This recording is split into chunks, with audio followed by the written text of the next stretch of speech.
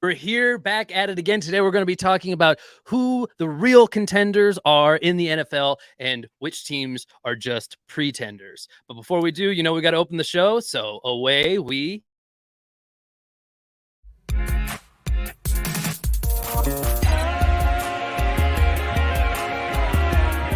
Lillard with 47 tonight, working it down to 2-1, a deep three. Oh! What? Blazers win the series. A walk-off three for Damian Lillard. Samuel, wide receiver screen, good play, big play, and in for the touchdown. And Turner looks for the deep left field. Ranging back is Profar, and it's a 1-0 start for the Dodgers. Second batter of the game, and the Dodgers take a 1-0 lead.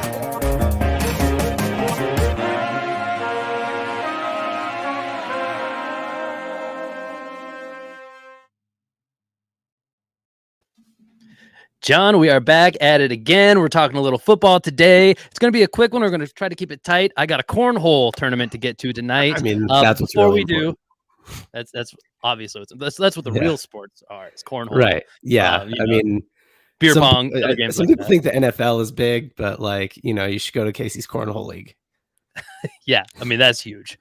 Right. All right. Anyway, we're not going to waste any time. We're going to jump right into it. We're going to start off in the AFC discussing which teams are the front runners, and then we'll quickly touch on some honorable mentions as well. But first one up on the docket, we have none other than the Kansas City Chiefs.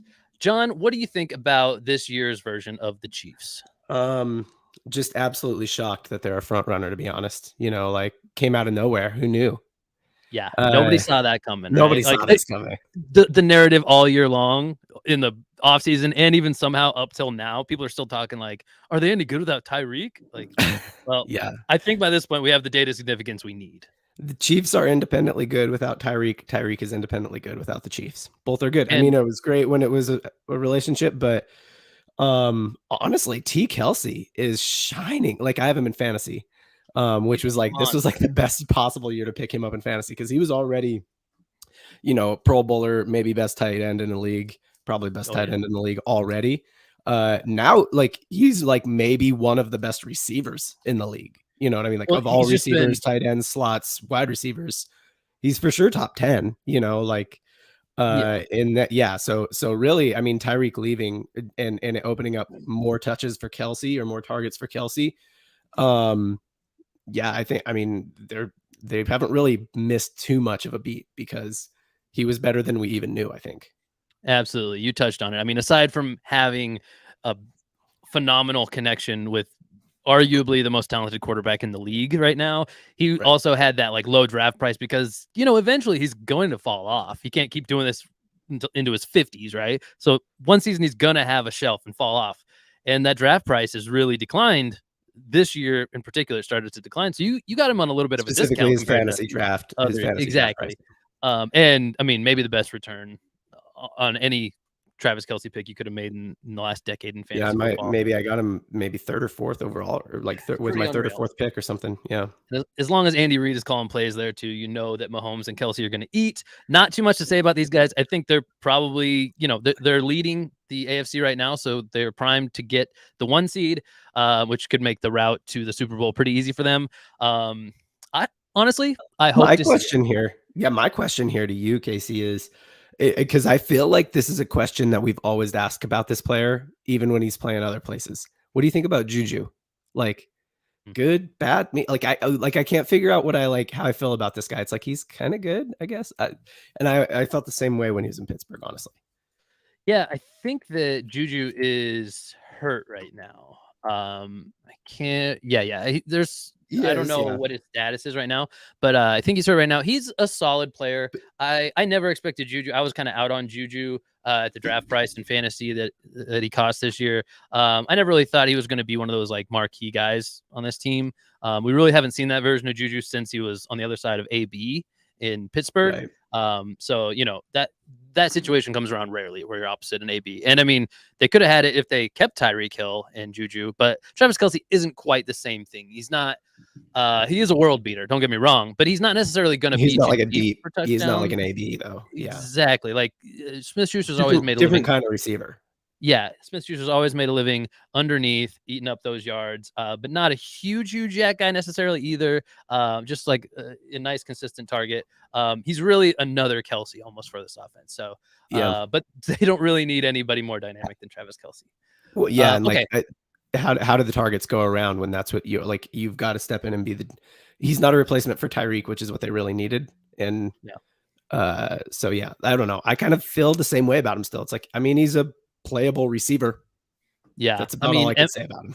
MVS, Marquez Valdez-Scantling, is more that deep threat they acquired. It doesn't look like he's really been worth the contract they paid out. But that's the idea. Is they take Tyreek and they broke him up into 3 or 4 different people. But they have the weapons they need. With Mahomes, anybody can look like a top receiver in the league.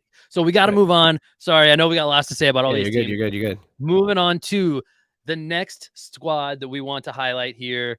The early season, preseason favorites maybe to win the whole thing by a lot of us, by me and Q on this show, the Buffalo Bills. Now, a couple things I want to touch on here really quick. Josh Allen is incredible. Him and Mahomes are probably the top 2, maybe with this next quarterback we'll be talking about on the next team. They're probably the most in talks about who the most elite quarterback is in the league right now. But Allen's been looking a little banged up lately. He's one of those guys who will put on a tough face and go out there and play it not 100%. You love to see that in your quarterback. You don't want to see him get more hurt. But also it has affected his performance, it seems like, a little bit.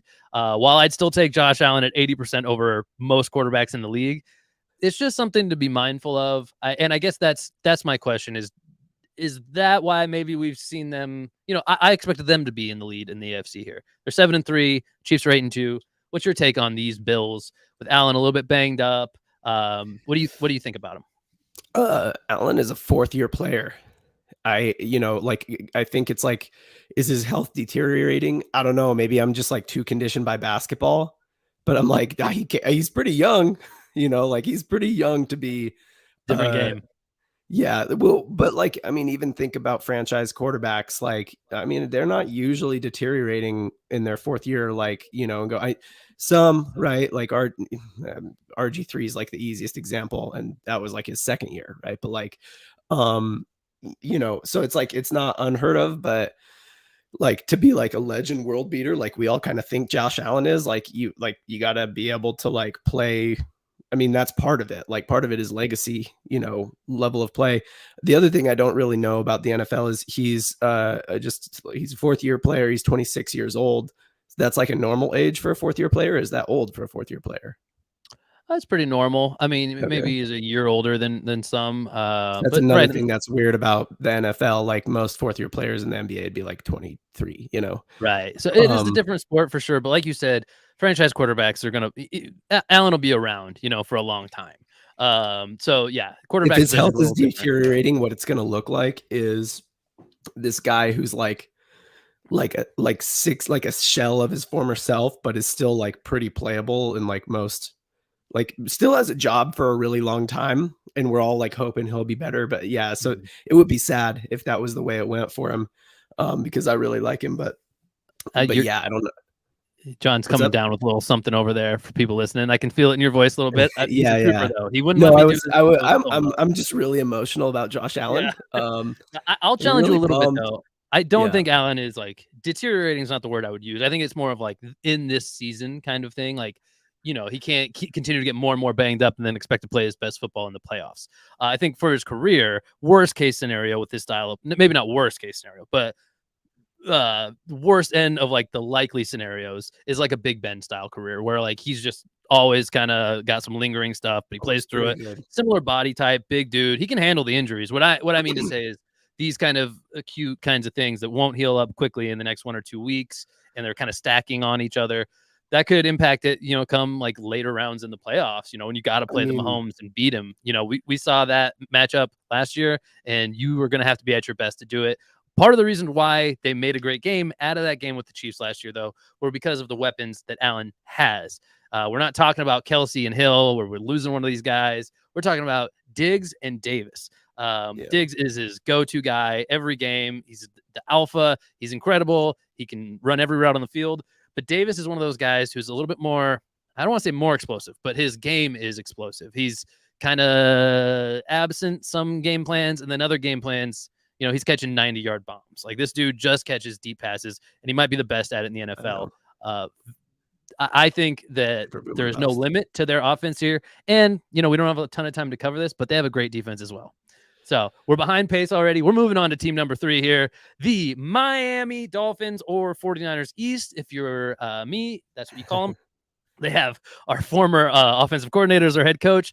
They now have our former running back duo on this team in Jeff Wilson and Raheem Mostert. They look electrifying in this offense. And the one key difference to this offense from the 49ers is they are pass happy, much more pass happy. John, what do you think about the weapons, not the ones I mentioned in Wilson and Raheem Mostert, but specifically the pass catchers? What do you think about these guys? You can't not, if you're Kyle Shanahan and you have Tyreek Hill and Jalen Waddle, you get a lot more pass happy. You know what I'm saying? Like, if those guys were in San Francisco would be throwing deep far more often, even with Jimmy G. Like, it wouldn't matter, like anybody can throw to those guys and they'll catch passes. So yeah, when you've got to adjust your scheme, even though he was the offensive coordinator in that Niners offense, you've got to adjust your scheme for the personnel you have. So I think it's a great adjustment, honestly, like to essentially say, hey, we play this still fairly West Coast style, but we've got Tyreek Hill.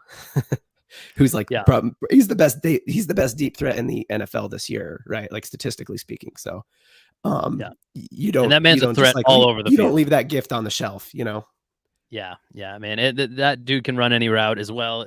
Awesome. Top 5, no matter which way you cut it, in receivers in the NFL. And another little factoid that I saw, I guess I hadn't put it together on my own, but Tua, as a starter who plays the whole game, minus the game he got knocked out of, which right. 2?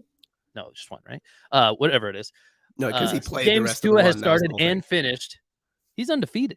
You can't say that about anybody else in the NFL right now, for quarterbacks at least. So something to be mindful of. Sure, he has fewer games he had to do it in, so that's a little easier to do maybe. But like, it's been no easy task. They're a great looking team, and I'm excited to see where they go. I wish them the best. And for what it's worth, I love Mike McDaniel as a head coach. He is one of the characters of the NFL. Get used to that guy. You'll see him around. Just to be clear, you're saying in his lifetime, not just this year. This year is what I mean. Yeah. Okay. Well, I guess then wouldn't Jalen Hurts be in that same category? He'd be the only other one. No, they've lost. Oh, he lost a game. They lost? Yeah. Oh yeah. I didn't even know they lost. Tough out there. All right, moving on to our honorable mention. By the way, if you like this faster pace style episode, I mean, we're doing it out of necessity today, but if you like that we're kind of jumping around from team to team a little quicker, hitting on just kind of the higher level stuff, let us know in the comments. Go ahead and drop a comment. Go for it. Triple Cross crowd. We need a nickname for the. I got one. Here's what I want people to comment today. Hop in the comments and tell me, like, if you had to choose, it's Thanksgiving weekend or week. If you had to choose a Thanksgiving food to be your starting quarterback, what would you choose? All right, that's awesome. Drop a comment. We can't get into it because that would be a rabbit hole. No, and we will discuss that for an hour and a half if you and I get into that. Next up, our honorable mentions from the AFC. Don't have time to discuss every team, and I'm not even putting all the teams that are going to make the playoffs into this honorable mention. I don't care. All right, here are the teams that I think we need to talk about besides them, just real briefly. We got the Ravens, the Titans, the Bengals. All right, Ravens, we were all low on to start the year. They have a good record at 7-3, but they do look like they're trending down to me. That offense looks kind of sluggish. They seem like they're missing Hollywood Brown. They don't have that alpha outside threat in the receivers.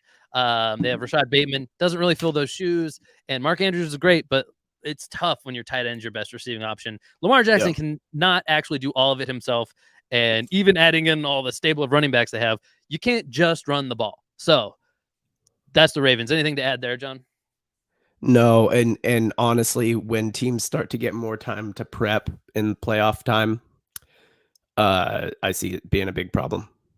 When you can prep from Lamar Jackson, just say, hey, we're going to take a running back and make him quarterback like for a week or 2 weeks or whatever, and be ready for this guy. That's a problem for the Ravens. 100%. Moving on next to the Titans, who were the 1 seed last year. It sounds crazy now looking back on it. And it seems crazy that they're even talked about as like even an honorable mention, really, because they haven't looked great. But they are 7-3. They have Derrick Henry. He's electrifying. He can house it on any given play. Tannehill is who he is. That's fine.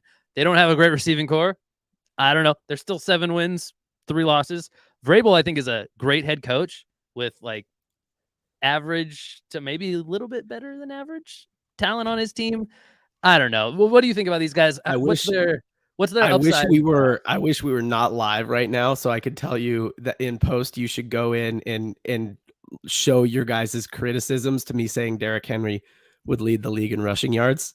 Now he still might not lead the league in rushing yards, but of all the people we chose, he's definitely got the best shot. But you guys, oh no, he's washed. He's old. Like, that will way. I'm like, dude, this guy is good. He's a really good player. Like, will he miss a game? Probably, but that will be an episode for the future of these football episodes. We will look back on old projections, playoff projections, player projections, all kinds of things. We will look at the best and the worst takes from all of us. That will happen, John. You will get your due. I will get my due on that. But it sounds like you more or less agree with me on the Titans. So I'm going to move on to the last team here, so we can get to they can the run NFC really well, which is going to keep them in games, right? It's going to give them a shot. It's fair enough. Can't fall behind though when you got to rely on the running game. So that's the downside. I will say their style of play does bode well later in the year when it's cold out, when you're playing outside at least. But so many of the good teams play in domes. I don't know if that's something you can rely on either. Yeah, well, and it just like they slow the game way down so they don't get down too far, probably. But yeah, anyway, let's move on. Who else you got here? All right, the Bengals, last team to cover in the AFC. From my point of view, I think they're actually trending up, unlike the Ravens, I would say. And that's going to be a battle to watch as the season winds down, those two teams, and who's going to actually get the playoff spots. Maybe both, but maybe only one of them. I think Burrow is returning to form a little bit. That O-line has been suspect all year, but he's figuring it out like he did last year, even without a good O-line. I think that the receiving core here is phenomenal. They missed Chase last week. He might have been multiple weeks. But when that receiving core is healthy, Jamar Chase, T. Higgins, Tyler Boyd, they might be the best trio in the league. And Joe Mixon got a little banged up in this most recent game. He might miss some time, so that's something to note. Samaje Perine would be the next man up there. Not going to be a world beater there, so that would only lead to more passing. John, what do you think about this team? Let me just put it like this: Bengals or Ravens? Who do you believe in? So Bengals are interesting. They got off to, I believe, a 2-4 start, and they're on a 4-game win streak right now. Now that 4-game win streak is, I'm looking at it, Falcons, Browns, Panthers, Steelers. So ask me after this week on this question, because I am pretty sixes between Bengals and Ravens. But Bengals actually have a test with the Titans this week. So yeah, ask me after this week. I think if they can beat the Titans, then I'm like, okay, I'm sold on them. They're coming back around, right? Like they had a rough start, but they're good. Titans are that perfect litmus test. While they might not really be in that front runners category, I think beating them can launch you up there. And I think the Bengals are the most primed to break out of this honorable mention category and assert themselves as one of those top three of their next 4 games. They have Titans, Chiefs, then they have the Browns again, but then they have the Bucks. So they're going to get tested, and we're going to find out. It sounds harsh, but like honestly, that's kind of the schedule you want. You want to run a gauntlet kind of before the playoffs, maybe with a couple easy weeks in between. But you want to play good football against good football teams when you have to go into the playoffs. You don't want to come in with a crazy lax schedule and just feel like you're world beaters when you're just beating up on terrible teams. So also, moving on.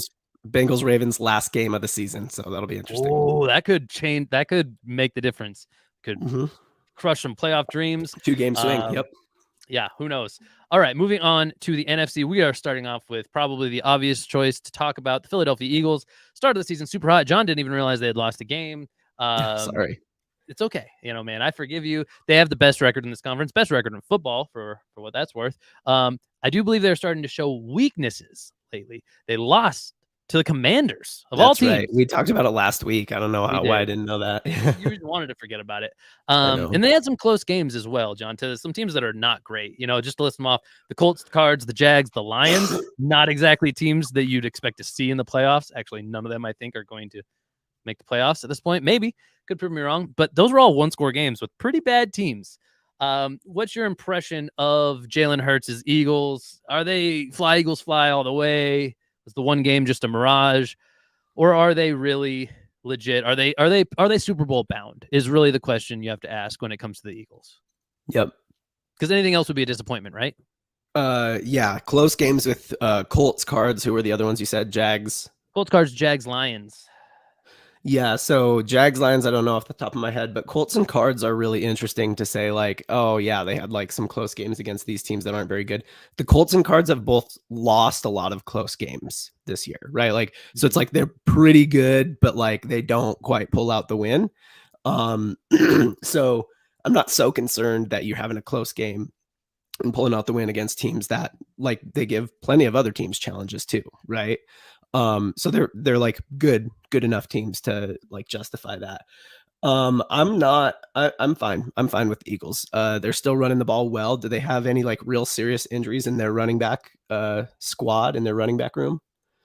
No serious injuries. No, Miles Sanders is healthy. Hurts Kenny seems Gainwell. healthy, not too banged up at all. Yeah, no, I don't really have concerns about the Eagles. I think they'll be. I don't have their schedule off the top. Oh No, yeah, I think health is not a huge concern. The only thing I can mention that happened recently, acquisition wise, they did add Namakung Su to that defensive line, so they are making a push. Like I said, if they don't hit the Super Bowl, at least make the Super Bowl, I think this will be a missed opportunity for this franchise. At the same time, they wouldn't be my pick to actually win the NFC and get there. So, yeah, I actually don't. I think if they can make the conference finals, that would be a win. Because that's anything. It's any given Sunday, right? Like anything can happen in the totally. playoffs. Kind of a soft matchup with the Packers this week, but then Titans and Giants the next couple weeks. So we'll again, they'll be tested as well. Absolutely. So, for what it's worth, they're having a great season. I don't really think it's a lost season if they don't make the Super Bowl, but franchise is back on track. Good for them. Moving on to a team that I wish no luck for. I don't like them. It's just like one of those things. The Dem Boys, the Dallas Cowboys, does seem like they're kind of back on track too. I mean, definitely having Cooper Rush jump in and win you some games helped this team a lot. Most teams losing their QB1 for that long of a stretch is going to hurt your playoff chances. Seems like they're playoff bound, maybe, who knows? But most people have it that way. The defense is what I'll talk about here. Unreal defense. I hate the franchise, but I can't talk crap about the defense, man. Parsons is unreal. He's completely changes the way teams have to play offense against him. And Diggs out on the outside, he's a pick machine. He's averages something like one pick a game, like in his NFL career, almost like absolutely insane. Like it's almost that. It's that I'm exaggerating. I think it's actually one pick every other game, which is still unreal. That doesn't sound like a lot if you're not as into football, but that's still crazy. It's a lot of picks. Like factoring in his rookie season, this is his second year. Like, when you're the CB1, like when you're the number one DB, you don't even get targeted that much. Exactly. Like they don't even throw your direction that often, Exactly. He probably comes down with as many catches as the receivers he's guarding. That's only half serious. So Dallas is interesting because like you, I hate the franchise, but I actually really like a lot of the players. Like I like Dak. I like, like everyone you talked about as well, like their defense. So maybe I'm rationalizing, but yeah, I also kind of think they're on an uptrend, and I think they're gonna like, maybe win a playoff game, maybe get further than that. And it's like I'm like rationalizing it by saying like, yeah, I hate the franchise, but like I'm happy for these players because I like these players. But yeah, no, I agree. Like, I feel like I can't talk any crap on the cow as a Vikings fan this week. I can't talk any crap on the Cowboys because they'll just come to my house and spank me like they did to they routed the Vikings, which was not exactly what I expected. But I will say this. I mean, they're similar to your Vikings in the way that they're one of the best since like the year 2000 or so. I mean, I'm just pulling stats out that are somewhat true. Since the year like 2000, they're similar to the Vikings in that they're one of the best teams in the regular season that is terrible in the postseason. They just don't win games in the postseason. And my Niners were the team that put them out last year, so I love to see that. But it was mostly their own doing, that kerfuffle at the line of scrimmage with the ref not spotting the ball, but really they just got in his way. But we don't need to get in there. But I will say Dak is looking good again. You never know how somebody's going to come back. He had that monster game just recently. Good for him. And I will mention this as the last thing on this team. They are in the OBJ sweepstakes. So it'd be interesting to see Beckham with a star on his helmet. I think that's probably the most likely place he lands, if I'm guessing. I just know, like the Cowboys franchise, if you told me, they got OBJ and I know nothing about it beforehand, I'd be like, that doesn't surprise me at all. Yeah, I think it really could happen. It's probably where I'd put my money on him landing. But let's stop talking about them because we're behind time anyway, and we got to talk about these guys, the San Francisco 49ers. Let me toss this banner up here. Bam! San Francisco 49ers. All right, I'm going to set the table here. This team, John looked at the record and he was like, are they really one of the front runners in the NFC? John doesn't listen to as much like commentary on the NFL as I do. And most people have it this way, where the Niners, really the Eagles, maybe the Cowboys. I kind of put it in this order because of record. But those are the three teams you hear about the most, probably taking over the NFC at this point. And the 49ers really aren't the same team they started the year as. That CMC, Christian McCaffrey acquisition is unlike anything you see on a yearly basis in the NFL. Most of the time, it's not a workhorse running back, in the prime of his career, who gets traded mid-season to a team like trying to make a run and going all in that already has a stacked offensive room, right? Like, I mean, we can list off the weapons here. Potentially the most firepower in the league with CMC, Debo, Kittle, Ayuk, Mitchell as an RB2. Are you kidding me? And Kyle Juszczyk, best at his position in the NFL, just hands down. Nobody argues with that. He leads Pro Bowl voting every year. He's some crazy, like a 8-time All-Pro, because there are no other good fullbacks, basically. Right. Even on defense, they're stacked at every level. Bosa, I think he's leading the league in sacks on that D-line. D-line is super deep. Fred Warner and that linebacker room is unreal as well. Dre Greenlaw looks like he suffered some kind of hand injury last week. He might miss some time. But they are just unreal. Honestly, I see no weak points in this team right now, other than if you want to talk about play calling, like coaching stuff.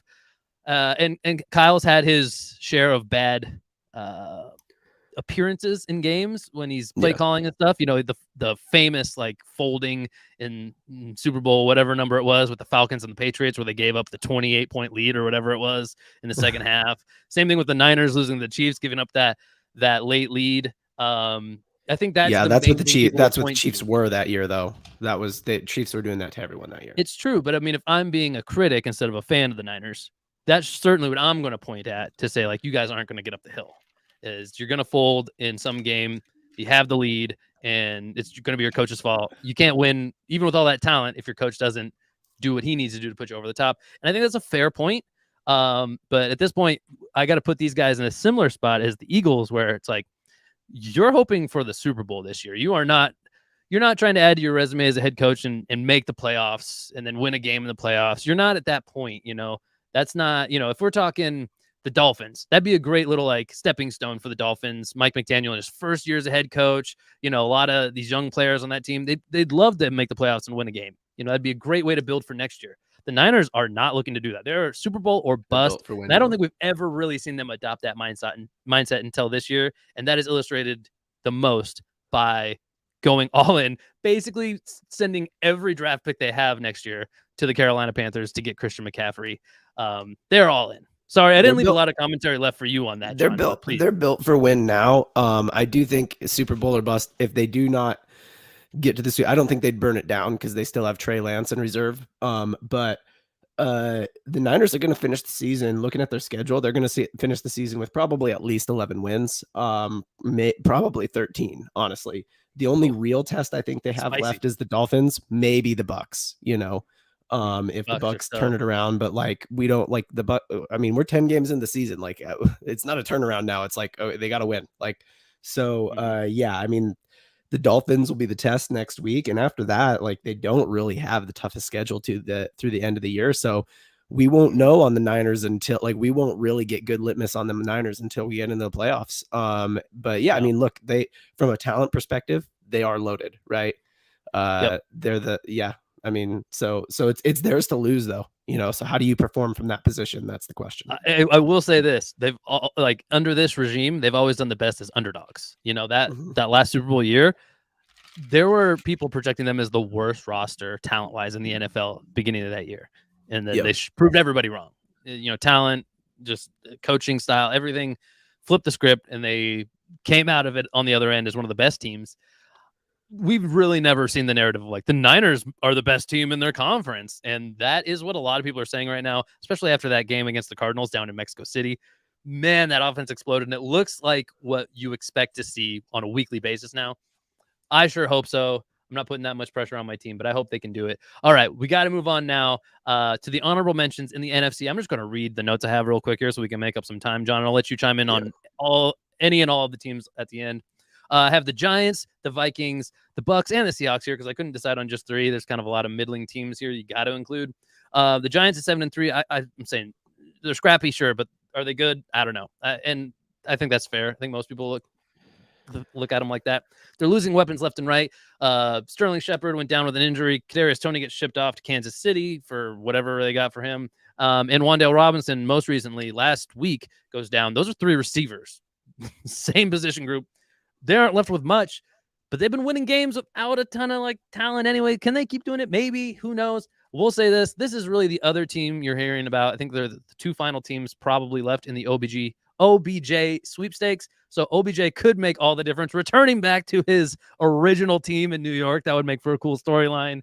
And I mean, he would get force-fed targets in this offense. So him and Barkley back at it could make it an interesting run into the playoffs. And who knows what the limit would be here. Vikings next up. Go ahead. Sorry, go ahead. I took longer than I meant. I mean, look, anyway. you know who they haven't lost is Saquon Barkley, and as long as they still have him, they got that puncher's chance. That is very true. And moving on, Vikings, your team, great record, 8-2, horrible losses. Those 2 losses. It seems like the narrative here is they can't win big games. They're coming out of a terrible division this year, at least. They look like a bad division. Even the Packers look terrible. And with a record of 8-2. The Vikings have a negative point differential on the season. That's unreal. I can't even, my brain has a hard time getting wrapped around that figure, but that's cause for concern. It really feeds that narrative that they can't beat good teams, John. Yeah. They've beat the Bills, and that's really about the only real good team they've beat this year. Counterpunch, boom. But my thought here is, yeah, look, maybe Kirk Cousins sucks in primetime, in which case he's going to lose in his very first playoff game. But last year, I think. but if you actually take kind of the odds on this, how often do you see playoff game blowouts? It's pretty uncommon. Usually playoff games are battles. And that's what the Vikings have been winning, is battles. So, I mean, that's kind of what I'm hoping for, is that it's look, just, hey, guys, don't go out there and get spanked, and you'll probably be in a pretty good position to win. If you go get spanked, that's when the bad goes to worse with them. Yeah, an inflated record or not, if they can keep that record inflated, they can draw an easier matchup and maybe play one of these teams that we're about to talk about. Maybe Kirk Cousins gets a primetime win, and that gets them going. Yeah, make their playoff dreams a little easier to bring into fruition if they can land one of these teams in that first matchup. Moving on to the last 2 teams in the NFC we're going to talk about here. Not excited to at all. So I got not much to say about them, but the Bucks and the Seahawks, I see it as essentially the exact opposite narrative for these 2 teams. The Seahawks, nobody expected it to do good this year, myself included. Kind of missed the boat on the Geno Smith for MVP talk, which is not real. No. But the narrative there is, can they keep up what they're doing? Who knows? I think a lot of people would say, 50-50 at best, maybe. Maybe if you're not a Seahawks fan, I'm saying. Bucks, kind of the exact opposite. They started out super bad, but there's always kind of been this thing they are the Bucks. It is Tom Brady. It's a bad division. They're still leading the division. Feels like they're probably going to start putting stuff together later on in the season, especially if injuries quit playing such a big factor in the receiving game. I think most people, maybe 50-50 here again, but probably the low end, 50 or greater percent would say, yeah, they're going to pick it up. But how much? Enough to be a significant team in the playoffs, or just enough to make the playoffs and lose in one round? Yeah. So I think if they make the playoffs, that's when you got and they will, probably that's actually, I think, when you got to worry about them. And if they win their division, you remember the commentary I had on the Raiders at the beginning of the year where I was I think they'll start bad and then they'll come on. I mean, that's horribly wrong about the Raiders at this point. But if we see that from the Bucks, right, and they come on, they win their division, that's when you got to worry about them, honestly, is in the playoffs. If I'm talking from my team, the Niners, I would love to play the Bucks next week. I don't want to have to play the Bucks and Tom Brady in the playoffs. You want to stay away from TB12 in the playoffs. That's just exactly a good life decision. Yeah, it's great. Yeah, it's going to be good for your health. The Seahawks, though, they seem like they're doing a weird thing. I thought they were going to tank for Pitt, but then they're like doing a bad job of tanking, but they're also doing a bad job of like being a team that's going to be a contender or like even like win a game in the playoffs or maybe even make the playoffs. So they're just like kind of going down the middle, which is like the worst thing to do. I don't But know. it's tough because you can't tell players to just like, hey, will you lose games? You know, like, Yeah. so I mean, props to Geno Smith. He's better than I thought he was for sure. Better than everybody thought he was. I think at this point, it's fair to say they are certainly not tanking. Doesn't do any good to tank now with the record they have. But right. Can they? But they're also not like. They can definitely sneak into the playoffs here. You know, they definitely can. Winning in the playoffs is a different story. And we'll just let time tell because we don't want to keep talking about the Seahawks. We want to move on to our Week 12 picks. And we're going to pull up our handy dandy pick sheet here. I don't know. Don't have a great name for pick that. tracker. I mean, you could probably call it the pick tracker. That seems right. Feels right. Yeah. John, I know you already wrote down your picks here. So do you want to reveal your pick first on each one and then let me pick? Or do you want to pass it back and forth? How do you want to go? Or the opposite, since you're shooting from the hip, don't let me influence you. All right. No swapskis on your end. All right. Okay. All right. Okay, cool. I'll go ahead and start it off then. Bills Lions, that's an easy one for me. I'm going Bills. They can be at 80%, like I said, and I'm taking them every time. Well, who do you have here? Bills. Boom. Bills Mafia. Let's ride. Which is just fun to say about every team now. Giants, Cowboys. Oh, this is that classic. I think they do this every year for Thanksgiving. Giants and Cowboys. I could be wrong about that, but it feels like it happens a lot. This one's tough. I'm shooting from the hip here. Shoot. I don't want to say the team I actually think is going to win, but I'm going to write it down. We're opposite here. I'm Giants. Okay, John goes Giants. I go with them boys. All right, Pats, Vikes. This is an interesting one. This is weird. It depends how much stock you put in a 40-3 loss. Well, the Vikings are having a tough time beating good teams this year, but luckily for them, the Patriots are not a good team this year. Had it not been for literally the last play of the game-winning punt return touchdown, which was the first touchdown scored in the game by either team, the Patriots would have tied the Jets. So, which the Jets aren't that bad. The Jets are also not that bad this year either. But they looked bad, and put those teams together on the same field, and they looked really bad. So there was a total of 6 points by both teams with 8 seconds left in the game. It was a lot of defense. Not fun to watch. Not fun. I wouldn't even say it was great defense. You know, I think we'd call it shoddy offense. But anyway, let's keep moving. John, Pats, Vikes. I also have the Vikings here. How do you not? Right, it's your team. Okay, moving on. Texans at Dolphins. All right, we're gonna slam that Dolphins button down here for me. And also Dolphins. Okay, I mean I figured, but I'm not gonna start writing it in. You don't want to be too presumptuous. That's right. Bengals at Titans. This one is interesting. I think. Did we mention this one? Oh yeah, we did. We said that the Bengals win here. This is a test for the Bengals. I promise I won't switch mine, but I want to hear yours first on this one. You already have yours in your head? I do. Yeah. I have the Bengals. I have the Bengals. Okay. Because like you said, I think if they can get up, that puts the Titans in a real tough position. Right. Absolutely. And if the Bengals are missing Joe Mixon this week, that could almost help them because it'll force them to pass the ball. Force them to pass. Yep. And if Jamar Chase is back, this is potentially a blowout, honestly. All right. Broncos at Panthers. Man, I keep waiting for the Broncos to turn their season around, and it's just not going to happen, John. I think the Panthers are going to beat them, though. I don't know. I'm just saying the truth that comes to my brain. But I will say I think that Russell Wilson might be playing himself out of the Hall of Fame this year. So that said, I don't think that's how it works, man. I think you just get locked in. I'm going Broncos. That's right. I also have the Broncos.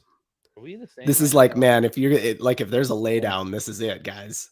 All right, Bears at Jets. I think this is low key a great matchup, the best matchup we've seen so far. I think I have the Jets. Yep, you have the Jets. I didn't answer. Sorry. Did you not know? I really don't know, honestly. Because gosh. they might have a switch. Now you could go opposite direction of me. I'm not going to. Fields is banged up. I think at full capacity, maybe the Bears are capable of beating the Jets, but I'm going Jets here. I'm actually kind of like, anytime I'm on the fence about the Jets, like the Jets are the butt of my joke all the time, but low-key, I do actually love Zach Wilson. So like, I kind of am like riding with Zach, you know? Yeah. All right. I got a 2-minute warning because Your boy's got a heart out here to make that tournament. Yep. Let's go. All right, Falcons at Commanders. John, who you got here? Or I'll go. I'm going Commanders. Ooh, that might be a hot take, but I'm going Commanders. Falcons. Love it. All right. That'll be a good matchup too, I think. Bucks at Browns. I'm going Bucks. I also have the Bucks. Okay. Interesting. Ravens at Jags. I'm going Ravens. I am also going Ravens. When you're playing the Jags, I do expect the Jags to get better. Maybe next year they'll be good. Who knows? Raiders at Seahawks. This one is interesting. Do you want to share yours first? I don't know who I want. Maybe I'm stalling. No, you got to go. If you don't know, then you can't let me go first. I mean, I really don't think you're going to influence me much. We already have a few separated this time, and I'm almost a coin flip anyway. I'm going to go Seahawks, but it's very begrudgingly. And that's not even because I don't like the Seahawks. It's because who knows? I also have the Hawks. The Raiders seem to just be able to find a way to lose this year, man. And that's your Super Bowl pick. Okay, moving on. Chargers at Cards. Oh, it's me again. Yeah, still. Man, the Cards look so bad. I think Kyler Murray is returning this week. That's the news as of late, but I don't care. I'm going Chargers. Chargers got to win if they're going to make the playoffs here. So, yep. And I don't really think the Cardinals have much of a shot anymore. So, who knows? Right. Saints at Niners. You already know. And I'm just going to. I have Niners in this one as well. You better. Rams at Chiefs. This is not going to be particularly close, I don't think.